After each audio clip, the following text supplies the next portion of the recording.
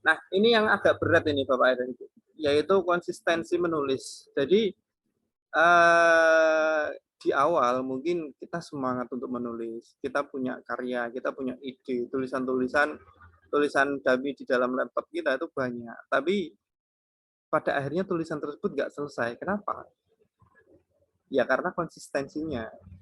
Jadi menulis itu memang butuh effort, butuh upaya yang cukup besar. Enggak hanya sekedar pengen tapi terus kemudian simsalabim jadi nggak bisa. Harus ada upaya, harus ada pengorbanan, harus ada jerih payah yang harus kita tuangkan, bahkan tidak menutup kemungkinan kita juga mengeluarkan biaya, mengalokasikan waktu untuk menulis. Gitu. Katakanlah misal contoh kita pengen menulis di rumah, rasanya gabut, nggak ada inspirasi. Kita pengen menulis di luar, otomatis kan saat kita menulis di luar, seperti saya sekarang lagi di kafe di luar. Jadi mohon maaf ya karena ini kafenya dekat dengan jalan raya, jadi memang suara noise-nya cukup banyak. Saya harap suara noise di luar sana menjadi penyemangat bagi Bapak dan Ibu untuk memfilter suara yang saya jelaskan daripada suara noise yang ada di luar sana. Seperti itu ya Bapak dan Ibu. Jadi gangguan tetap pasti ada, tapi yang terpenting bagaimana kita bisa fokus pada apa yang kita tuju. Seperti itu.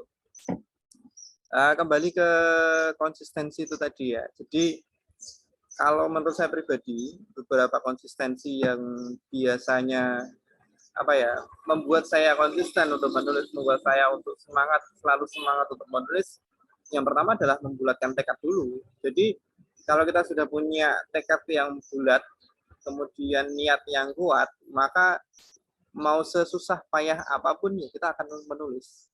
Meskipun harus begadang semalaman pun ya akan menulis.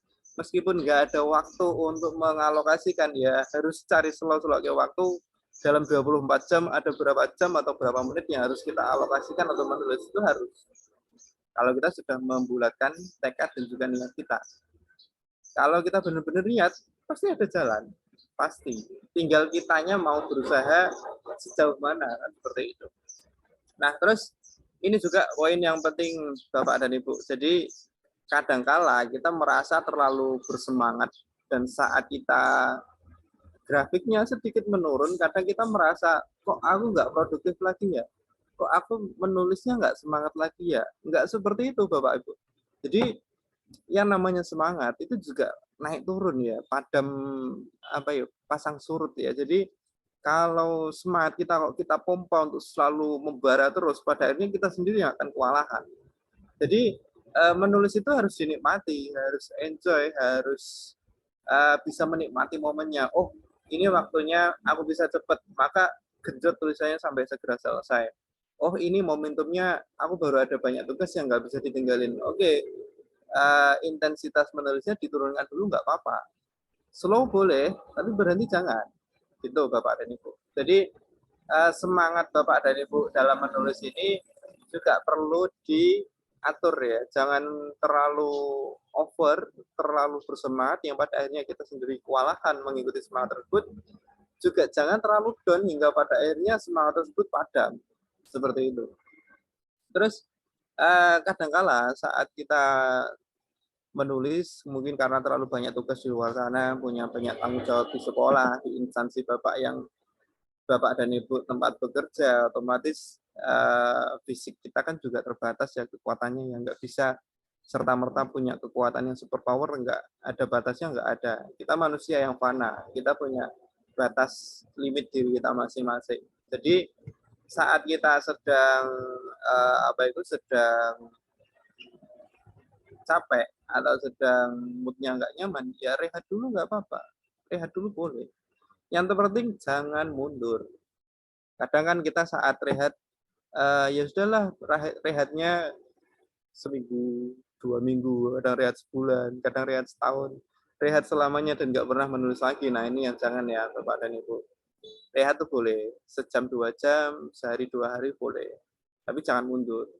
Berhenti pun boleh, asal jangan mundur. Berhenti diam di tempat, tarik nafas, juga boleh, nggak apa-apa. Jangan terlalu diforsir, jangan terlalu ditekan terus agar agar diri kita juga tetap produktif yang sehat. Seperti itu. Oke, untuk selanjutnya ini topiknya pembahasan yang menarik ya. Jadi antara menulis dan juga literasi. Jadi dari saya pribadi itu saya menggambarkan bahwa hubungan antara menulis dan juga literasi itu ibarat matahari dan juga rembulan. Bapak dan Ibu tahu matahari dan rembulan kan? Jadi matahari itu adalah ibarat literasinya, yang mana literasi itu kan sering kita asumsikan dengan kegiatan membaca, kegiatan mencari informasi, kegiatan bertukar informasi. Nah, literasi itulah yang kemudian menjadi matahari, yang mana matahari itu menyinari kehidupan kita, menyinari kita yang ada di bumi ini dengan sinar yang begitu terangnya. Sampai sekarang di siang hari ini pun juga terasa begitu terangnya. Itulah literasi dalam sudut pandang saya. Nah, adapun rembulan itu menjadi sebuah manifestasi atau sebuah analogi dalam menulis. Ibaratnya seperti ini, Bapak Ibu. Analogi saya itu seperti ini. Rembulan atau bulan itu kan memantulkan cahaya matahari pada saat malam. Jadi kan rembulan itu kan dia tidak bisa mengeluarkan sinar sendiri, tapi dia memantulkan sinar matahari. Nah, yang dari analogi yang saya gambarkan tersebut, kemudian poin yang ingin saya jelaskan bahwa menulis itu adalah bentuk manifestasi tingkat literasi kita, bentuk pantulan atau cerminan dari seberapa literasi diri kita, seberapa sering kita membaca. Semakin sering kita membaca, maka biasanya tulisan kita juga pasti akan bagus. Bahasa yang kita gunakan juga pasti akan lebih enak, bahasanya juga akan lebih mengalir, bahasanya juga pasti akan lebih meningkat dari waktu ke waktu seiring dengan banyaknya hal yang kita baca. Seperti itu. Saya ingat waktu dulu saya masih di Madrasah Aliyah, tulisan saya waktu itu kan masih ada dan saya simpan sampai sekarang. Waktu saya membaca tulisan tersebut dengan tulisan saya yang sekarang sangat jauh berbeda.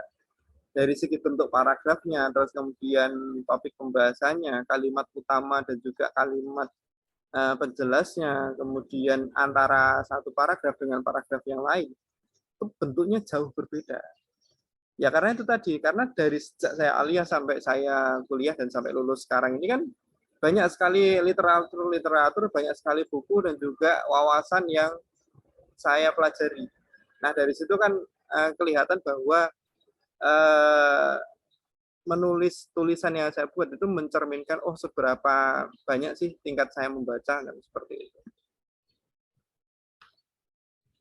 Oke, Bapak dan Ibu, mohon maaf ya untuk sharing kita tidak memberikan tips dan trik menulis. Karena gini dan Bapak dan Ibu, saya ada maksud kenapa saya menampilkan salah satu slide yang agak ngejokes ini ya, biar Bapak dan Ibu tetap semangat dan juga tidak sepaneng dalam mendengarkan materi yang saya jelaskan. Jadi kalau Bapak dan Ibu pengen tips dan trik seputar bagaimana cara meningkatkan semangat membaca, semangat menulis, kemudian bagaimana menulis efektif, bagaimana mengembangkan ide, mengembangkan paragraf dan lain sebagainya, itu masalahnya adalah pada diri kita masing-masing dalam artian yang sifatnya personal.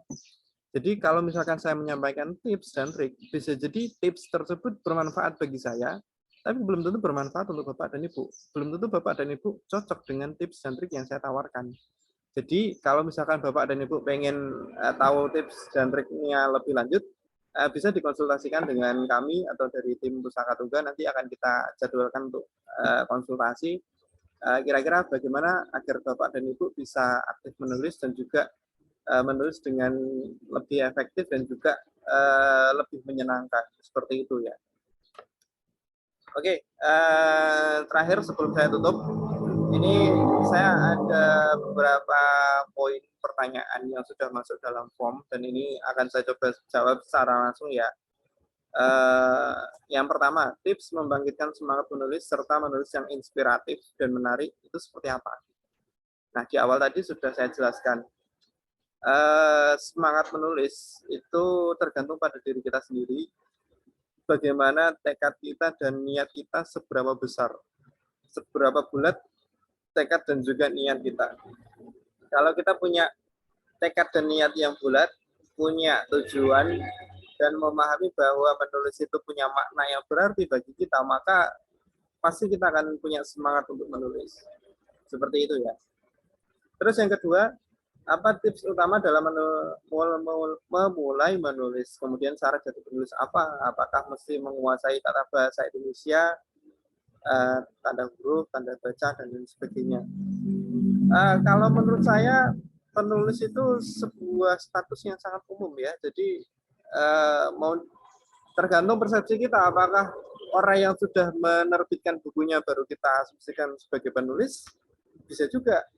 Atau mungkin sekedar orang yang memposting tulisannya di sosial media sebagai penulis, ya bisa juga. Jadi nggak ada langkah pasti, nggak ada langkah yang legal bahwa kamu bisa disebut sebagai penulis kalau kamu sudah seperti ini, seperti ini. Yang terpenting kita punya karya, kita sudah bisa menulis, tulisan tersebut sudah dituangkan dalam bentuk cetak, ataupun dalam bentuk tulisan, atau dalam bentuk explicit knowledge, pengetahuan yang sudah bisa dilihat, maka ya itu sudah, menurut saya, bagi saya itu sudah bisa layak untuk disebut sebagai penulis. Kemudian, apakah harus menguasai tata bahasa Indonesia? Ya tergantung topik yang mau kita angkat. Kalau topik yang kita angkat itu adalah temanya humor, temanya satir atau guyonan, maka kita tidak perlu menggunakan tata bahasa yang baku.